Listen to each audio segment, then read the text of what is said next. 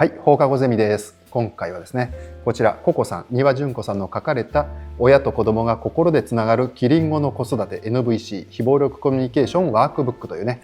こういった本が終わりました。はい。で、これをですね、今回ね、いろいろこれについてお話ししたいんですけれども、これを読んでね、まず僕が思ったことね、これをまずは3点お話ししたいと思います。で、それは何かというと、まず1点目は、僕らはですね、本当にすぐに心に敵を作るなっていうことなんですよ。これをね、思いましたね。そう、もう本当にすぐに敵を作って、もう対立し合うんですよね。だから言ったらもう寝てる時以外は24時間ジャッカル体制みたいなね、そんな感じになってるわけですよね。で、っていうことはもうずっと戦闘態勢なんですよね。基本的にはジャッカルは戦闘態勢なんで、もうずっと戦闘態勢で、人間関係はどうかっていうと、人間関係をね、そういった形で戦闘してるから、もう戦闘態勢だからどんどん切断していって、でしまいには自分だけになるっていうね。でこれはね、もうパターン化されてると思うんだけど、そんな形で、それって結局はもうそういうマインドでいること自体がすでに内側では孤立、一人ぼっちということであると思うんですよね。そうなので、その内側の孤独っていうのは目に見えないところにあるから、余計たちが悪いんだけれども、そういった内側にも外側にも、この孤独であるというね、こういった状況を作り出していると思うんですよ。そうだからそこには心に敵を作るということがね、潜んでいるということですよね。でそれから2点目はですね、これは今言ったもうずっと戦闘態勢のジャッカルであるということの裏返しでもあると思うんだけれども、自分の中にある感情とかニーズね、これを伝えることができていないなっていうことなんですよね。これはもう僕自身が本当にこれができていなかったなというね。でそれは内側を開いて見せるということになるので、自分の内側をね開いてオープンに見せることになるので、それはねやっぱり戦闘態勢のジャッカルにとってみれば弱いところ、ダメなところを相手に見せることになるので、それはできないんですよね、これってね。そうでこれでもね、戦闘態勢のジャッカルの本当の姿っていうのは、実はいつも不安や恐れで頭をいっぱいにしている、ブルブル震えて、怯えた子犬だっていうことなんですよね、本当はね。でそれがジャッカルの正体なんですよね。そうだからね、やっぱりこれはね結構今回ね、丹羽純子さんも言われてましたけど、これはね思いますよね。本当にジャッカルって実は本当にブルブル震えた、本当に気の小さいっていうのが結構しっくりくると思うんだけども、いつも怯えて不安と恐れでいっぱいのね、そういった子犬なんですよね、本当はね。でこれは例外ないと思います。みんなそうだと思います、ジャッカルは。だからもうジャッカルである人すべて、そういったものが正体だというふうに思うんですね。で3つ目ですね。3つ目はですね、これ僕のことなんだけど、相手の感情とニーズに寄り添うということで、僕はね自分のこれまでの出来事、過去をね、思い出した時に、和樹のしているものは何ってね、僕のしていることは何っていうふうに聞かれたことなんて一回もないことにハッと気がついたんですよね。一回もなかったなということね。でこれはね逆にね、親子関係だったら親に、私の大切にしたいものは〇〇だよっていうことを伝えてもらったこともないんですよね。伝えてもらったことないんですよ。つまり親自身の大切にしているものはこうだよということを僕が子供の時に伝えてもらったということがないんですよね。これは未だにないんですけど、一回もないんですけど、そういったことに気づいたわけね。っていうことはキリン語はないんですよ。キリン語はなかったってこと。全部ジャッカルなんですよね。これなんですよ。そうだけどそのジャッカル語も僕ら慣れきっていて巧妙になってるんで、なかなかね見抜きにくくなってるっていうちょっとたちの悪さはあると思うんですよ。だから一見いい言葉、いいフレーズとか良かれと思ってみたいなこともあって、なかなか見抜きにくいところはあると思うんだけども、そういうことを考えた時に、大切にしていることを聞かれたことはないし、伝えてもらったこともないなっていうことを今回思ったんですよ。ハッとしたんですよね。そうだからね、これはね、今だけじゃないと思います。僕の子供の時だけじゃないと思いますよ。今の親子関係でももう脈々と受け継がれてるんじゃないかなって感じですかね、これはね。そうだからこそ非暴力コミュニケーションを学ぶ意味っていうのはめちゃくちゃあると思いますね。はい。ということでね、これを読んでまず思ったことね、これをちょっと3点お話ししたんですけれども、次にですね、この本の特徴ですね、それについてちょっとお話ししたいんですけれども、これはですね、例えばね、Q&A っていうことで、こんな時どうするっていうことの質問と回答ですね、それもたくさん載ってるんですよ。なのでそういったところはね、かなり参考になると思います。で、あとね、これはね、授業のところでも言ったんだけど、練習するワークもたくさんあるんですよ。なのでね、そういった意味でもこれ書き込みながら、自分事として書き込みながら、じゃあそれをジャッカル語からキリン語へどういうふうに変えたらいいのかなっていうことがね、かなりしやすいような書き込みのワークがね、たくさんあるので、これもね、一つ特徴かなと思います。で、あとはですね、これ巻末の最後のところですかね、そこにですね、子供と一緒に遊ぶ NVC の実践も紹介されていて、そのなんていうかな、これ遊ぶためのなんか付録みたいなものもついてるんですよ。で、それはね、切り取って数ページね、最後のところに数ページあるんだけど、NVC 感情とニーズのカードということで、なんかカードゲーム形式でね、やり取りをするっていうことで、ここは切り取って遊ぶやつだと思うんだけど、そういったのも載ってますね。ということで、これはですね、子育て関係での NVC の実践というね、そういった本なんですけれども、これはもう子育てのコミュニケーションにとどまらないね、私たちの社会全体に蔓延している暴力的なコミュニケーションを映し出していて、でそこから脱するためにどうしたらいいかということなので、これは全ての人間関係で参考になる本だと思うんですよ。そうなのでやっぱりね、子育てっていうのは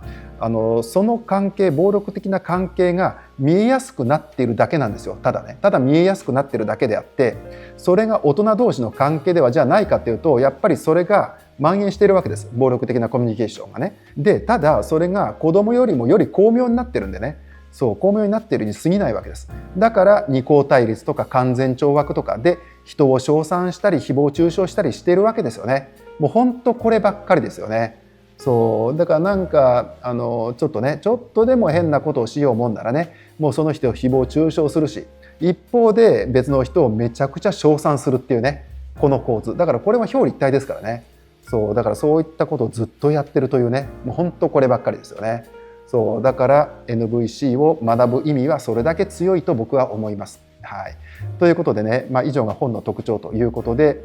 次にですね、補足3点ということでね、ちょっとこのテキストの補足を3点したいと思います。で、まず補足の1点目はですね、NVC とはということで、これはね、前にやったね、非暴力コミュニケーションのところでお話ししたんですけれども、改めてこの非暴力コミュニケーション NVC とは何なのかということを言いますと、それっていうのは単なるコミュニケーションの手法ではないということなんですよ。これ手法じゃないんです。つまり How to じゃないんですね。どういうふうにしたらコミュニケーションうまくいくかという How to ではないんです。じゃあ NVC って何かっていうと、これっていうのは意識なんですね。意識。つまりね、どういうことかというと、一人一人の生きる力を大切にしたつながり方や人間らしさを大切にしようとする意識のことなんですよ。これが NVC なんですね。で、これは言い換えると、本物のつながり、つまりそれは自分とのつながりも含むんだけれども、自分とそして相手と本物のつながりを大切にしようとする意識のことなんですね。だから NVC っていうのはそういった意識のことね。なので誰も敵扱いすることなく、理解や思いやりを基調とした人間関係を可能にするようなコミュニケーションであるということなんですね。だからこの NVC っていうのは人間性と本物のつながりを取り戻すガイドでもあるということが言われてるんですけれども、本当にね、羅針盤になってくれてるわけですね、これがね。そうなので、この羅針盤を頼りに私たちがどういうふうなコミュニケーションを取っていったらいいかというね、これからのコミュニケーションの実践ね、これをね、もうやるための羅針盤としてはこれは最適だと思います。はい、ということで、これがね1点目の補足ね。で2点目ですね。2点目の補足は見せかけの感情に注意ということで、見せかけっていうところは結構ね分かりにくいところがあるんで、この話をしたいんだけれども、これってね、見せかけの感情って何かっていうと、相手に対する解釈や被害者の意識が入っている感情のことなんですよ。だから例えば誰かに〇〇されたからこういう気持ちになったとかね、お前のこういう行動が私を怒らせたとかね、こういったことで、これって全部〇〇されたからっていう言い方になってるんですよ。だからこの〇〇されたにはいろんなものが入るんですね。例えば無視された、攻撃された、騙された、利用された、裏切られた、誤解されたっていうことでね、全部されたでしょ。あなたに誰かに〇〇されたからこういう気持ちになったんだっていうね、自分の感情に責任を取ってないわけですね。こういった言い方になるわけです。で、ここで大事なことは、それって見せかけの感情だから、さらに奥にある隠れている本当の感情を探ろうっていうことなんですね。だから例えば無視されたであれば、本当の感情は寂しいとかだったりするわけで、あるいは誤解されたっていうことだったら、本当の感情は残念とか悲しいとかっていうことになるわけですね。こういうことね。だから見せかけのね感情っていうことで、今回授業でね見せかけのキリンゴって出てきたでしょ。あれって見せかけのキリンゴっていうのは、ジャッカルの上にさらにキリンの着ぐるみを着ただけなんですよね。だから本当はジャッカルなので、その化けの面が剥がれるというかね、そんな形でキリンの着ぐるみがはだけて、中のジャッカルが顔を出すみたいなね、そんなことがあったじゃないですか。だからそれと結構似てるんですけど、見せかけの感情って実は本当の感情の方があるわけですね。だからそれは今の話で言うと、ジャッカルの、実は大元にはキリンがいるというね、ここですよね。そうだからキリンの着ぐるみをかぶったジャッカル、でもそのジャッカルを剥がしていくと実はキリンがいるというね、こういったことに対応づけてもいいかなと思うんですけれども、そう見せかけの感情ね、これには注意した方がいいということで、ここも押さえておきたいと思います。はい。ということで、それが補足の2点目ね。で次、補足の3点目。3点目は行動リクエストよりつながりリクエストっていうことで、これね今回授業でお話ししたかったとこだったんだけれども入れなかったんで、ここでお話ししたいんだけど、これどういうことかというと、まず行動リクエストっていうのは何かっていうと、自分のニーズを満たすために具体的な行動をとってほしいと相手にお願いすることなんですね。だからこれは一歩踏み込んだリクエストっていうふうに呼ばれているんですけれども、例えばこれっていうのは整理整頓を大切にしたいから部屋を片付けてくれるっていうね、相手の行動を促してますよね。具体的なね、部屋を片付けてくれるっていうね、こういったリクエストのことを行動リクエストというふうに呼んでます。で、一方でつながりリクエストっていうのはどういうものかというと、これは今ここであなたの思っていることが知りたいというふうな形でつながることを促す小さなリクエストのことなんですね。で、これは理解のニーズというふうに呼ばれていて、つまり私のことを理解してほしいし、あなたのことも理解したいという、理解をしたい、理解し合いたいという、ニーズを満たすためのリクエストなんですね。だからこれは例えば、ママの話を聞いてどう思うか教えてくれるっていうような、こういったリクエストですね。で、これっていうのは一歩ずつゆっくりと相手との心の距離を縮めながらつながっていくという、そういったつながり方で、この場合は行動リクエストよりもつながりリクエストの方がいいですよっていうことを言ってるんですよ。で、ここでのポイントは今言ったゆっくりとっていうとこね。これはね、焦っちゃダメなんですよ。焦っちゃダメだし、沈黙をね、やっぱりね、ないものにしたいというか、沈黙で黙っていられないというかね、その時間を過ごせないとかね、いう人もいると思うんですけれども、ここではゆっくりがポイントなんでね、そう、ゆっくり話し合っていきましょうということね。で、さらにね、ここで注意したいことは、行動リクエストとつながりリクエストっていうことを見たときに、自分のニーズを早く叶えたいために、行動リクエストを私たちは出しがちなんですね。そうなので、行動リクエストね、わかるんだけど、それよりも前にこのつながりのリクエストですよね。こっちを割とゆっくり時間をかけて、こっちのリクエストを出してつながってほしいと思いますね。こっちの方がより大切かなってことを思いますね。で、つながりのリクエストでつながっていくと、行動リクエストも変わってくると思うんですよね。その中身がね。そういったことを思うし、でもしかしたら行動リクエストを出さないでも良くなるというケースもあるかもしれないんで、やっぱりそれだけつながりのリクエストっていうのは基本的にはね、相手と非暴力的なコミュニケーションでつながることね、これが大事なので、つながりリクエスト、これは結構僕は重要かなと思います。はい。ということでね、それが補足の3点目になります。ということでね、初めにということでのお話がね、ちょっと長くなったんですけれども、今回はですね、こちらの本を読んで、僕が感じたこと、考えたことね、これを全部で8点お話ししたいと思います。はい。ということで早速いきましょう。まず1点目ですね。1点目は危ういキリンをっていうことで、これどういうことかというとですね、こちらのね本の中のキリン語の実践でね、ちょっとここ引っかかるなっていうふうに思うことがあったので、ちょっとそのお話をしたいんですけれども、でそれっていうのはですね、今回の4つの実践ですね、非暴力コミュニケーションの4つの実践、つまり観察、感情、ニーズ、リクエストね、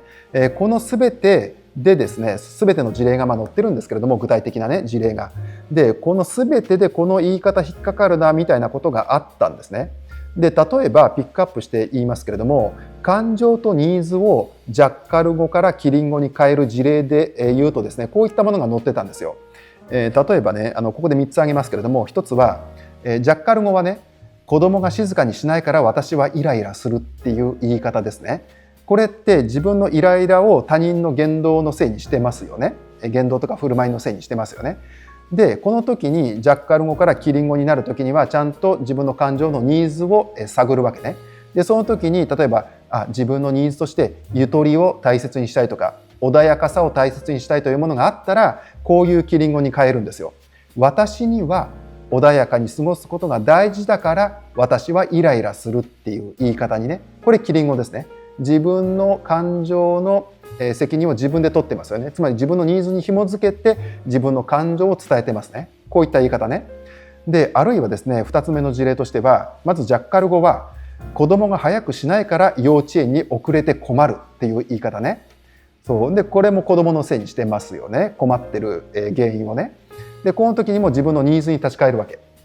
で、その時に自分のニーズとして規律を大事にしたいとか、一人で静かに集中する時間が欲しいとかっていうニーズがあったということであったら、これをキリン語に変えてこう伝えるんですね。私にはルールを守ったり送り届けた後の一人の時間も大切だから遅れると困るっていうような言い方に変えるってことね。こういった事例が載っていたり、あるいは3つ目の事例としては、まずジャッカル語はパートナーが子育てに協力してくれないから悲しいっていうね、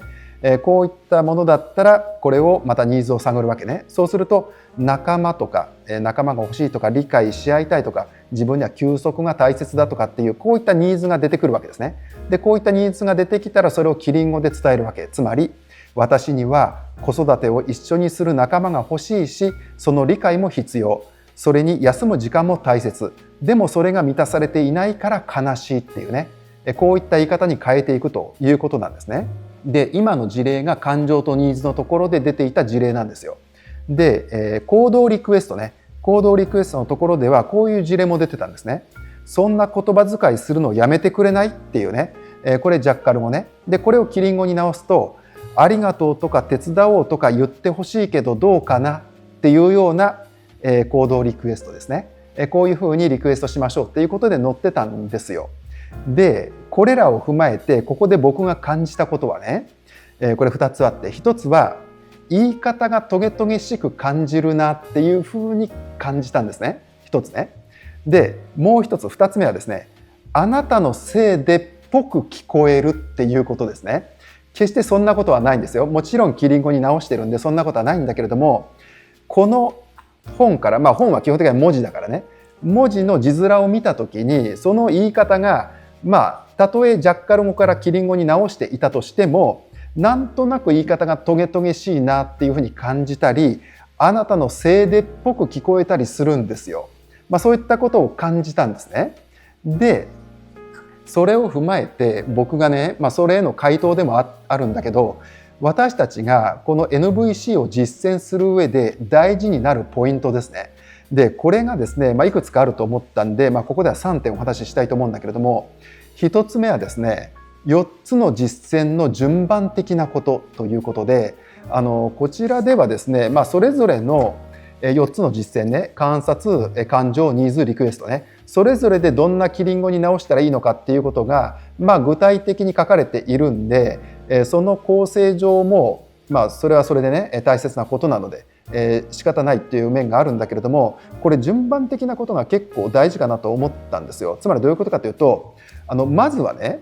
互いの感情とニーズを伝え合い理解し合うまでつながりリクエストでのキャッチボール、対話のキャッチボールを続けるっていうことですね。つまり自分の感情とニーズにつながって、それを相手に伝えたら次につながりリクエストで相手の感情とニーズを聞きたいということをリクエストするということね。でそしてそれを理解するやり取りを何回か続けていくということになると思うんだけども、そういったことをやると。でそれで互いの感情とニーズを伝え合うことができたら、あるいは理解し合うことができたら次に移るんですね。で次は自分の行動リクエストと相手の行動リクエストを伝え合うっていうことですね。でそこでまたやり取りをするというね、こういった展開だから、実践が全部切り離されて、示されている事例もあるんだけれども、まとめて流れの中で全体を、だからこれキリンがまさにそうですよね。高いところから全体を見渡すっていうね。だから4つの実践の全部を見渡して今どんな流れにいるのかなっていうね、この実践の順番的なところをこの意識しておくっていうね、これは結構大事かなと思うし、今言ったのはあくまで一つのねやり方のパターンなので、これはいろんな状況に応じてねこの順番を変えたりっていうことはあると思うので、やり方をね順番的なところは調整するってことはあると思うんで、それはねやってほしいんですけれども、この順番を考えるのは、あるいは流れを考えるのは大事かなというふうなことを思ったんですね。でもう一個はですね、2つ目は言い方のニュアンスということで、結構ね僕これ大きいと思うんですよ。多分これ言い方のニュアンスがね結構大事になってくると思うんですけれども、でもそれがこういう本の文字からは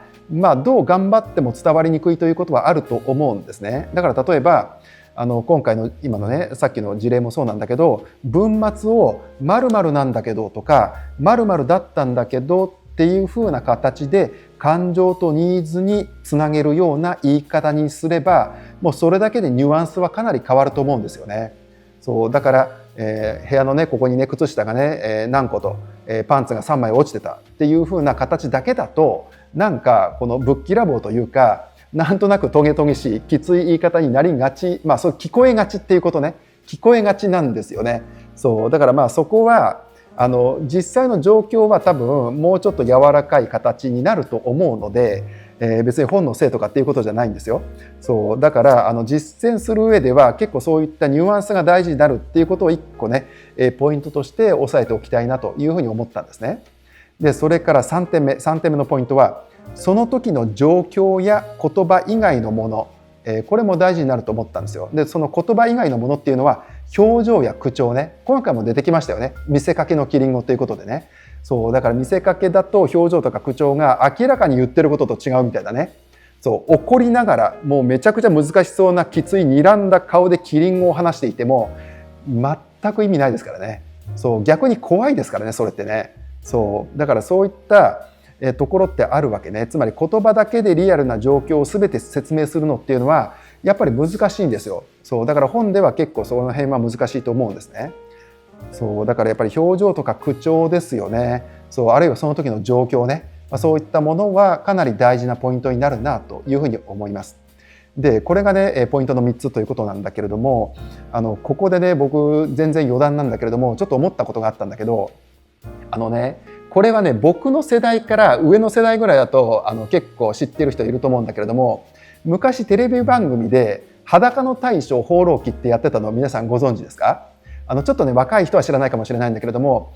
これ何人かね裸の大将って山下清ね、天才画家と言われたね山下清画伯をモデルにした、ドラマなんですけれども、その裸の大将ってあれ何回かシリーズ化されてますよね。で僕のイメージしてるのは芦屋雁之助が、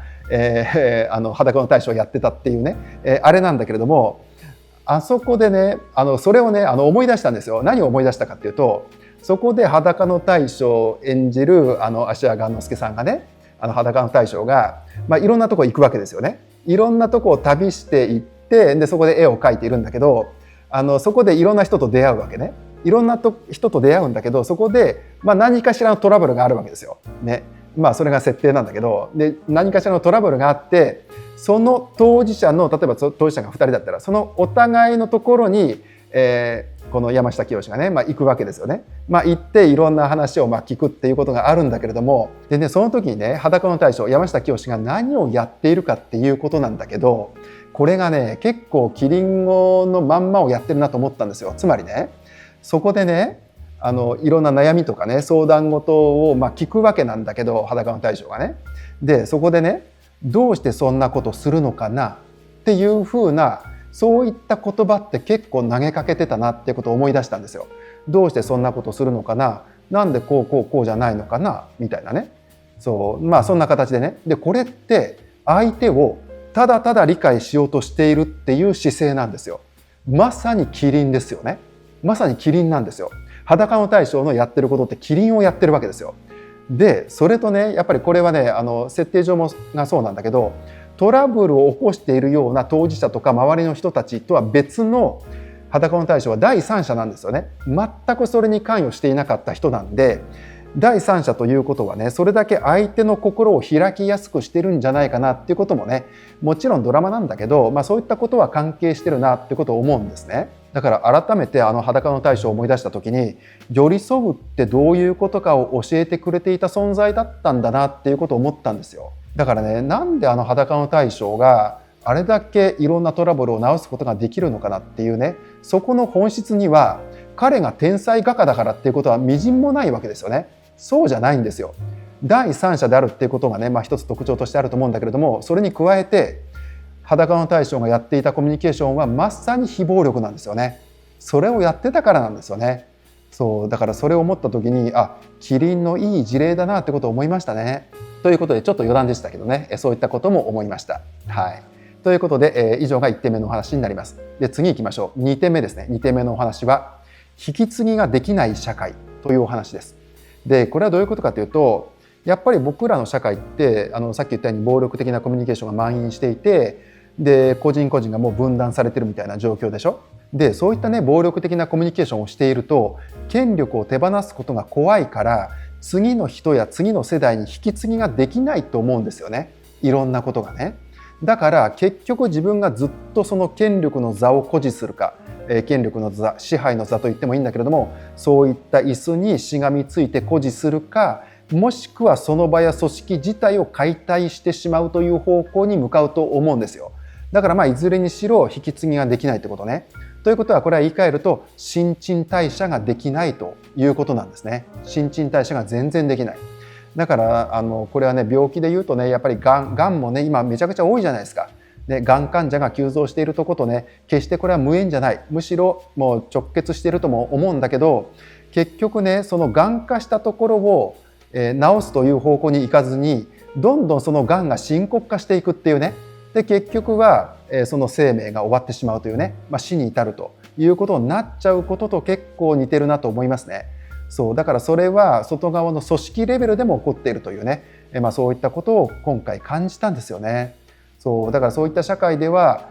引き継ぐものも引き継ぎができないというね、こういうことになって結局は解体して終わるということか、もしくはその人がずっと権力を握っているというね、そういったことでがん化してしまうかどっちかなんですよね。はい、ということでね、これが2点目のお話になります。で次行きましょう。3点目のお話は、イライラ焚き付け社会は人を暴力的にするというお話です。これもね、今の話とつながっているところなんだけど、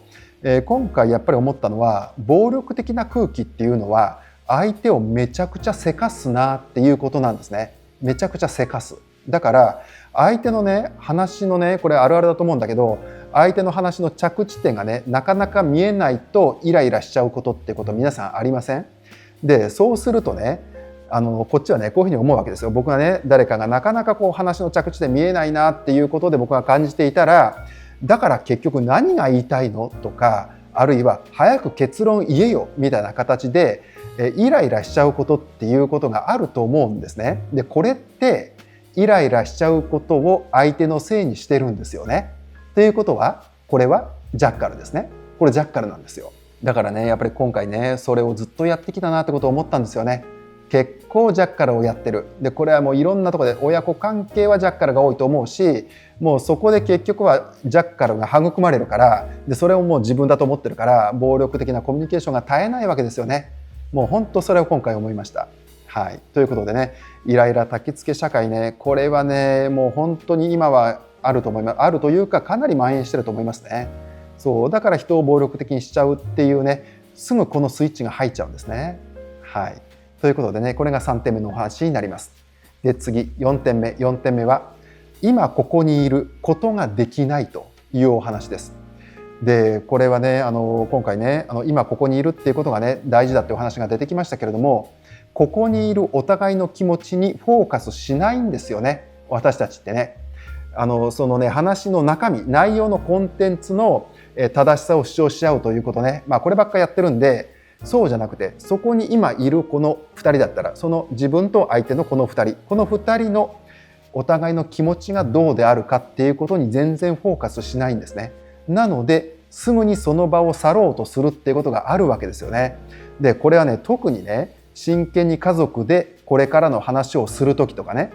そういった時に話したくないテーマの時、つまり否定されるからっていう恐れがね、ほとんどだと思うんだけれども、話したくないテーマだなっていうふうな時って不安になってきて、その場から去るとかね。でこれで結構あるあるじゃないですか。結構ねその場からすぐにいなくなっちゃうとかね、大事な話をしたい時にすぐにいなくなっちゃうっていうね、そうこれ結構あるあるだと思うんですけれども、でねこういう時っていうのは話の中身じゃないんですよ。フォーカスするのは話の中身ではなくて、話の中身に入る前にその場での互いの気持ちとか、あるいは考えていることだったり、心配していることだったり、不安に思っていることね、こういうことを伝え合う時間を作ることですね。これなんですよ。だけど僕ね僕らってこういうね非暴力コミュニケーションのやり方自体を教わってないから、こういったこともわからないんですよ。で分からなくて正しさの主張の試合だからすぐに中身の話に入っちゃうんですね。でも違うんです。そうじゃないんですよ。ちゃんとお互いの気持ちがどうか、あるいは心配していることとか不安に思っていることがないかどうかをお互いに伝え合うという時間を作ることね。でこれはねやっぱり僕の過去動画でいうとこちらのねアクションラーニングね、これでは必ずその時間を設けるわけですよ。そうだからここはねかなりねそういった意味では NVC 今回のテーマとつながるなってことを思ったんだけど、そうだからこの時間を作ることね。だからこれね話の中身っていうのはその後でいいってことね。急いじゃダメなんですよ。急いではダメですこれは。で仮にもしそういった伝え合う時間を作るっていうことでねやっていて、時間がなくなって話の中身の話ができなくなってもそれはいいんです。なんでかというと、またの機会を作ることを約束してその場を終わればいいからですね。そうだから一度でなんか決着させようとしないことですね。これめちゃくちゃ大事です。でそこでポイントになるのは、これ授業でもお話ししましたけれども、ゆっくり会話を進めていくっていうことなんですね。ゆっくりね。これはね本当大事です。やっぱりねジャッカルだともうせいてるからね、急いで解決したいとかね、もうイライラするわけですよ、すぐにね。さっきの話じゃないけどね、もう本当イライラが焚きつけられているんで、このゆっくりができないんですよ。だからこれもかなりポイントだと思います。でさらにここでね大事なことはね、特にこれは今言ったような大事な話をしようとするとすぐにその場から立ち去ろうとする人だとか、あるいはもしくは早く話を終わろうとする人ね。でこういった人はですねすごいとてつもない恐れがその人の内側にあるっていうことなんですよ。つまり否定されるのがめちゃくちゃ怖いんですね。つまり暴力的なコミュニケーションが怖いっていうことなんですよ。だからその感情が内側で置き去りにされていると、ずっと溜まったままでいると、決まって暴言が飛び交う場になるんですよ。暴言が飛び交って相手の間違いを徹底的に主張して否定して自分の正しさを強要するコミュニケーションになっていくわけですね。もう大体もうこれになるわけですよ。だから結局これ何やってるかというと、正しさの押し付け合いなんですね。ずっとこれをやってるわけですよ。そうだからねこのやり合いをもう私たちはねやりまくっているので、どんだけ大事なお話をしようとしてもダメなんですね。ダメなんですよ。で怖くなってその場から立ち去ろうとするっていうね、もうずっとこれをやってるわけですね。そうだからさっきの裸の大将じゃないけど第三者がそこで大事になると思うんですね。だから僕ね前の動画かなそこの放課後ゼミかどこかで言ったと思うんですけれども、第三の風を入れるっていう、新しい外からね、家族とか身内ではない全く別の、例えば僕の友達とかね、そういった人を家族の中に、だから家の中に招待するわけですよね。食事に誘うとかね、そういった形で新しい風を入れるっていうふうに僕は表現してるんだけど、そういうことは大事だと思いますよね。そうやっぱり当事者同士だと結局ぶつかってるだけでね、感情もニーズも表現しないままに終わっているというね、こういったことは結構あると思うんで、こういったことを話せる場がね、取り戻すことがまずは大事かなと思いますね。はい。ということで、これが4点目のお話になります。で次行きましょう。5点目ですね。5点目のお話は反抗期とはというお話です。でこれはどういうことかというとね、これは前の非暴力コミュニケーションの放課後ゼミね、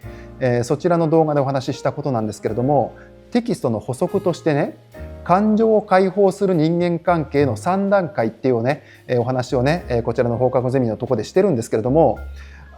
反抗期っていうのはもう一回言うと、感情面の奴隷状態から解放された次の段階のことなんだけれども、第2段階のことなんだけど、そこについてね改めて考えたことがあるんですけど、反抗期っていうのは暴力的なコミュニケーションへの暴力的な抵抗であるということなんですね。だからここで大事なことは、反抗期という段階もまた感情面の奴隷状態の段階と同じく暴力的なコミュニケーションの枠組みの中にいて、それを共有しているということなんですね。だからこれ基本的にはですね、第一段階の暴力的なコミュニケーションにいる人たち、感情面の奴隷状態にいる人たちを、反抗期もまた暴力的なコミュニケーションですから、こっちが叩くんですね。こっちの第一段階にいる人たちをね。だからそれは言ったら、古いジャッカルを新しいジャッカルが叩くという構図ですね。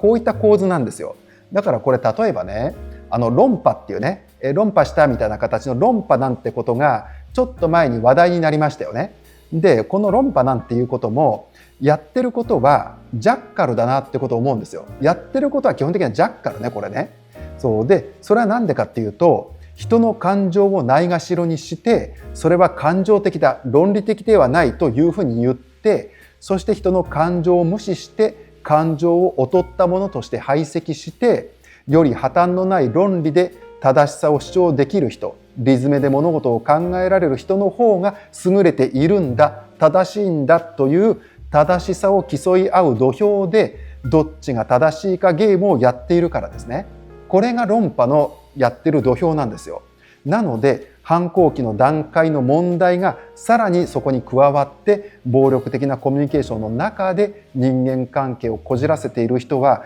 僕はねかなり多いんじゃないかなってことを思うんですね。だからこそこの論破ということが流行ったりもするわけですよね。だからこれね、キリンゴの世界には、非暴力コミュニケーションの世界には論破なんてことはありえませんからね。これありえないんですよ。出ようがないわけで、これが出るのはジャッカルだからね。暴力的なコミュニケーションだからこそこの論破という発想が出るんで、このやり方が出るわけで、そこを私たちは認識する必要がありますよね。でここでね、さらにもう一個僕が思ったことは、このコミュニケーションにおいて遊びっていうのは特殊な位置にあるなってことを思ったんですよ。遊びだからこれはね、余裕という意味での遊びも含まれるけれども、誰かと遊ぶっていうこともね、もちろん遊びなんですよ。でこれが非常に特殊な位置にあると思うんですね。でそれは何でかっていうと、この反抗期と無縁な世界だからなんですよ、遊びって。だから仲良くなれちゃうんですよ、遊んでると。だからね、遊びの効用っていうのは実は仲良くなれちゃうことなんだけど、その裏にはこの反抗期のステージがないんですね。つまり古いジャッカルを叩くっていうような構図がないんですよ。だからこの遊んでるっていうことはどうなんでしょうね、ジャッカルじゃない、だけどキリンなのかな、これは。特殊な位置にあるなってことを思ったんですね、遊びってね。そうだから仲良くなれちゃうっていうことで言えば、そこにはキリンとしての大事な要素がね、多分に含まれているなってことを思ったんで、これは面白いなと思いましたね。だから遊びっていうことで言うと、僕なんか特にバカ話ができる人ですね。もうバカ話ができる友達だから、反抗期を共有するような友達じゃないですね、それはね。もうくだらない話をしたり、もうエロい話だけで終わったりみたいなね。でそれを面白おかしく話せる人間ね、そういった友達ですよね。それも遊びですからね。そうだから大人の遊びっていうのは、公園でね砂遊びをするっていうことじゃなくて、そういったことも遊びに含まれるなと。バカ話をしたりね、エロい話をしたり、もう全然関係ないね、どうでもいいようなね、バカ話をするような仲間ですね。そうこれは僕はそういった関係は面白いと思うんで、それもここで言っている暴力的なコミュニケーションには加わらないやつですね。そんな形で、特殊な位置にあるなっていうことを思いますね。はい。ということでね、これが5点目のお話になります。で、次行きましょう。6点目。6点目のお話は、ずるさと悪意とストレス病というお話です。で、これはどういうことかというと、もうこれね、全部セットだと思うんですけど、やっぱりね、私たちって慢性的なストレスの中にいる現代人なわけですね。もう慢性的なストレスなんですよ。でそれは何でかというと、さっき見たようにずっとジャッカルでいるからですね。もうジャッカルの着ぐるみずっと着てるんですよ。だからそれこそが自分だみたいなことにね、なってる人もかなりいると思うんだけれども、ジャッカルでいるからですね。だからこれはね、もはやストレスっていうことじゃなくてストレス病というふうにも言った方がいいなと思うレベルなんですよね。そうだからね、例えばね、ずるさっていうことで言うと、一度ずるいことをするとね、それに合わせる形で、辻褄をね合わせる形でずるいことが雪だるま式に膨らんでいくわけですね。でそうなるとね、周囲の人たちも巻き込んでいって、そのずるいことに合わせるように周囲の人たちを変えようとしていくんですね。でそのためにね、本人も周囲の人も相当なストレスがかかり続けることになると思うんですよ。なので、いわばこれはね、ストレスをまき散らす悪意拡散状態であるということね。悪意がね、ここでねやっぱり潜んでいるのでずる賢くもなるし、ストレスでね、慢性的なストレスで病になるということなので、これはストレスをまき散らす悪意拡散状態ね。これは言い換えればハラスメントの拡散状態であるということなんですよ。だからね、それだけねキリン語を学ぶ意味っていうのはあるんだけれども、これをねこれからキリン語を学んで非暴力コミュニケーションを実践していくということね、僕ももちろん始めるんですけれども、実践しているところもあるんだけど、これをやっていくということは本当に世界の転換になると思いますね。ものすごいダイナミックなドラスティックな転換が自分の内側で起こると思うんですよ。内側で起こるっていうことは意識で起こるってことね。でそれが世界を根本的に世界の見え方を変えてしまうというね、そういったインパクトを持ったものなんですよ。だからね、私たちの中にこのずるさがないか悪意がないかっていうね、ここは今一度点検してみる必要があると思います。はい。ということで、これが6点目のお話になります。で次行きましょう。7点目のお話はリアルなコミュニケーションの面白さというお話です。でこれはね、やっぱりね、今回のこの本はめちゃくちゃね参考になるんですよ。めちゃくちゃ役に立つから、ぜひこれはね、皆さんに読んでほしい本です。でただですね、やっぱり文字のみの限界っていうことはあるんですよね。だからこれはね、さっき言ったお話、1点目のねお話につながるんだけれども、文字のみの限界ということ、つまりコミュニケーションではですね、言葉も大事だけれどもその時の表情や口調がめっちゃ大事だということなんですね。でそこがなかなか本だと伝わりづらい側面があるってことね。でそこで僕は思ったのはね、こういった動画ってこれ僕説明してるけど、説明している僕の口調だとか表情とかっていうのも一緒に伝えてますよね。でそれができるのは動画だからですね。そうだから動画だとそこが補えるんですよ。そうなんでかというと、今言ったように顔が見えるからですね。だからこの井上ゼミっていうのはもちろんこういうふうに本の紹介をしてるんだけれども、そこに僕の言葉だけではなくて表情や口調も加わっているわけですね。なのでこの井上ゼミではそういった表情とか口調ということも合わせて一つの表現のスタイルになっているということなんですけれども、それだけね言葉以上に表情や口調やあと仕草ね、そういったものが大事になってくるんですね。でそれで言うと多分ね、本の紹介からね、こういった本の紹介をね、したところから医師の前川さんと対談したねこちらの動画ね、ありますけれども、ここでね前川さんのお話ししているところを映像として見るっていうことになりますよね。でそうなるとね、ただ単に本を読んでいた時とは違うような理解の仕方が僕はできるんじゃないかなということを思うんですね。つまり文字だけでは見えにくいものが映像では見えてくるというふうに思うんですよ。でこのね言葉以上のものが出てくるところがリアルなコミュニケーションの面白さだというふうに思うんですね。そうなのでね、僕はねやっぱりこういった対談までつなげたいですね。こういうふうに本を紹介した人から、できるだけ対談につなげていって面白いねお話、そういったところのリアルなコミュニケーションをね映像として見せるということはさらに理解を深めるというふうに思うんで、こういったねリアルなコミュニケーションの面白さね、こういったものも井上ゼミでは伝えていきたいなというふうに思うし、自分の日常のね実践、日常生活でいろんな人と会いますけれども、会ってお話をするけど、そこでもねこの面白さね、こういったところを大事にしたいなというふうに思います。はい。ということで、これが7点目の話になります。で次行きましょう。8点目ですね。8点目のお話は、子供は言葉ではなく態度で挨拶するというお話です。でこれはどういうことかというとね、子供っていうのはまだね言葉でねおはようとかね、あるいはこんにちはとかこんばんはとかね、はじめましてとかね、そういったことを言う存在ではないっていうふうに思うんですね。つまりどういうことかっていうと、子供はですね、近づいてきて、いきなり近づいてきて声をかけてくれるんですよ。これがね、子供の挨拶だと思うんですね。つまり挨拶という大人の礼儀とされるようなクッションを子供は挟まないんですよ。コミュニケーションを取るときにいきなり話しかけてきたり、いきなり近づいてきたりするんですよ。そうだからね、その時にすごく笑顔で近づいてきてくれるっていうことがやっぱりあるんですよね。で、この近づいてきて声をかけてくれること自体が子供の挨拶なんですよね。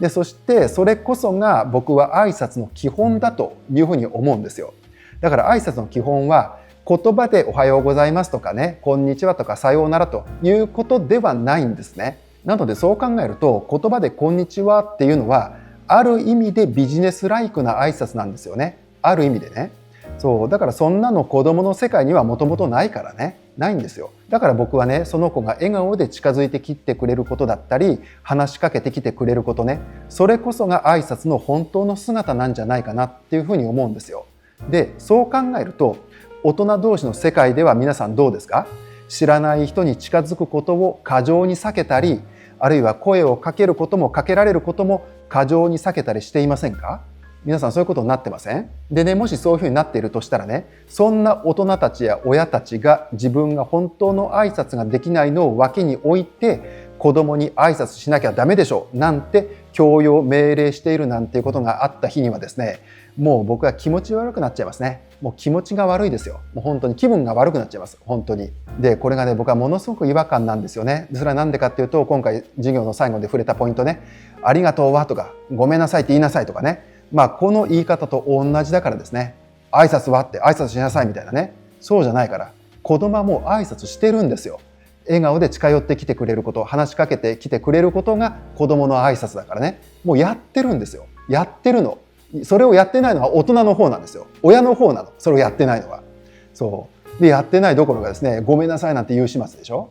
違うから、そんなこと言わなくていいから、挨拶できているから、いやできてないのはあなたたち親の方だからっていうね、こういうことね、ここはね、本当に僕は大事なところだと思いますよ。本当に言葉じゃないからね、子供の顔見て、口調見て、態度見てってことなんですよ。ね、子供が楽しそうにね近寄ってきてくれてるのにね、ちゃんと挨拶したのっていらないから、そんなもの全くいらない。ジャッカルだから、それはね、こういったことです。はい、ということでね、子供は言葉ではなく態度で挨拶をするというね、これは僕は非常に大事なね、僕の中では大事な気づきでしたね。はい、ということでこれが8点目の話になります。はい、ということでね、以上8点ね、今回こちらのね非暴力コミュニケーションの本を読んで感じたこと、考えたことをお話ししてきたんですけれども、これね、皆さんもねぜひこれ手に取って読んでみてください。これめちゃくちゃ面白いから。で、これは特に子育てであればお母さんとお父さんで一緒にねこの本を読んで、この中のワークを一緒にやってほしいと思います。で、やりながらその実践をするようなね、そういった感じにすれば NVC のねコミュニケーションも継続しやすいかなというふうに思います。で、あるいはですね、これは友達同士でやってもいいかもしれませんね。友達同士でこのワークをやってみたらですね、いろんな気づきがあると思います。ということでね、非暴力コミュニケーションね、今回ちょっと続編ということでね、もう一回テーマとしてお話ししたんですけれども、これ僕もね実践としてね、これからも引き続きも実践ね、もうよりね、これをね勉強しながらね実践していきたいと思っているので、これ皆さんね、ご覧になっている皆さんと一緒にね、面白い世界をね、非暴力コミュニケーションの世界は面白い世界なんでね、面白くて楽しいので、こういう世界をみんなで作っていきたいなというふうに思います。ということで今回は以上になります。じゃあまたね。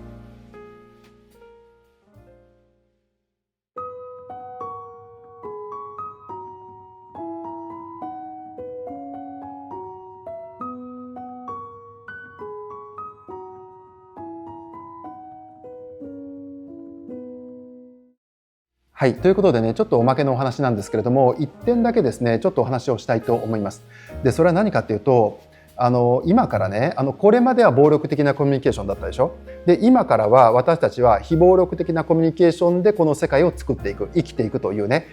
そういったステージを作りたいと僕は思ってるんですけれども、でね、そうなるとね、ちょうど僕の世代で、ここの代で新しくコミュニケーションの仕方を変えるということになるので、これはね、ハラスメントは連鎖するの動画の放課後ゼミでも確か僕は言ったと思うんですけれども、ここから変えるのでめちゃくちゃしんどいって言えばしんどいわけですね。そういった見方をすればね。だから僕ね、これまでですね、自分はね、なんてそんな役回りなんだっていうことを言ってきたんですよ。そういったふうに捉えていて、そういった言葉を僕は出してきたんですよ。なんて自分はそんな役回りだっていうね。つまり今までの人は暴力的なコミュニケーションでやってきたでしょ。でそれを改善するという、兆候も見られないということで、おそらくこのまま逃げ切るパターンもあると思うんだけれども、そういった形で全然変わらない。で自分はそれが暴力的なコミュニケーションだと気づいたっていうことなんですよね。気づいて、そのじゃあ違うようなあり方として、一つこの NVC というものがあると。でそれも知っ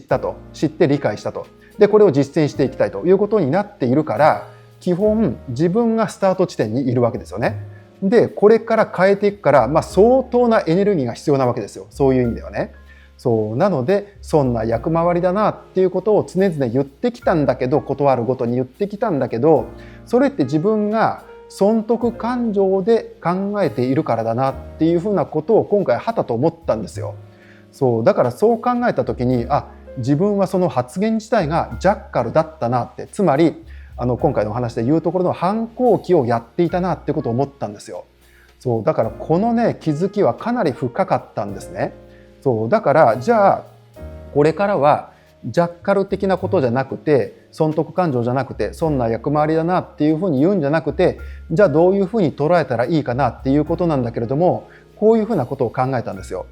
楽しい世界を作っていく自分たちは初めての世代、つまり初代だっていうね、こういった認識なんですね。そうだから面白い世界を作っていく初代じゃんっていうね、こういうこと。そう考えるとワクワクしますね。だってそんな役回りっていうことは明らかに後ろ向きですからね、これってね。そうじゃなくて、自分はこれからワクワクする楽しい世界を作っていく、面白い世界を作っていく、そのために日頃コミュニケーションをやっていくんだっていうね、その初めての世代になるんだっていうね、だからこれは